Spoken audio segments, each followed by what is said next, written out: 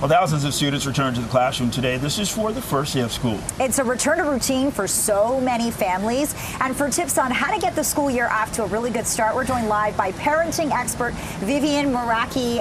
Vivian, great to sit down with you. We had you on our show last week, and it was a fabulous conversation about how to deal with the back-to-school jitters. We talked about how that is a very real thing. What is your message to parents and students on this first week back to school? I would say that the most important thing with the first week back is about easing into the transition. It's not about getting it perfect, and it's about building connection. So more space, more time for connection will help overall in the long term with reducing anxiety. Why is routine important?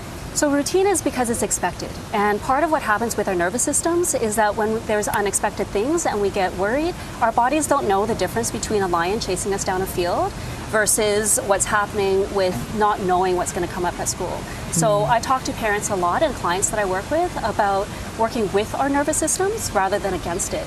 And routine and knowing what's going to happen next can help reduce a lot of that anxiety. I have so many nieces and nephews who are talking to me about back to school, and one of the things I hear a lot is I'm nervous about my teacher. It's a new teacher. I don't know what to expect. Are they going to be nice? Will they be mean? And it's stuff like that weighs on the minds of so many kids, right? They're anxious about the unknown.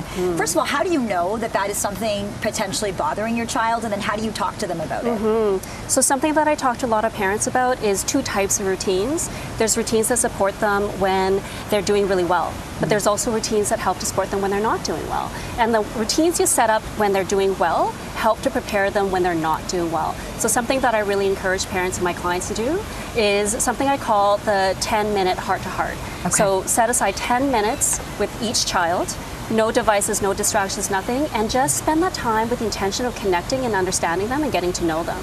So you're asking questions like, what was your favorite thing today? What happened that was surprising to you? What did you like? What didn't like? You know, things like that to understand. And what that does is that when things are not going well, it gives you those cues to look for of things that are an anomaly and things that are a little bit different. So when they're withdrawn, they don't want to talk, but basically it's behavior, and you know your child best, where there's something that is different from the norm. Right. You know, when it comes to anxiety, it can stem from a lot of things, like a test, you know, sitting with the right people at lunch, and also bullying. How do you deal with that? How do you try to soothe that?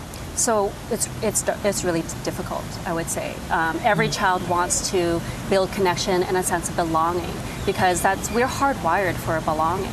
And so when bullying happens for parents, that can bring up a lot for them as well. And the most important thing is identifying it, talking to school, working with the school, and working with their child, validating what they're feeling rather than bypassing or trying to move through it. We move towards the anxiety and the emotions that they're feeling, talking about what are you feeling that makes sense. That would be hard for me too. That sounds like a good reason to be sad, and validate that, and that allows them to feel seen, heard, understood, and that they matter. And before we let you go, Vivian, you're going to do something cool for us. You're going to share with parents and students a somatic exercise that can sort of calm their nerves. First of all, what is a somatic exercise, and then tell us how it works. Sure. And we'll try to do it with you, maybe. Yeah, absolutely. So somatics is a practice of getting in touch with our body and the aliveness that exists within us.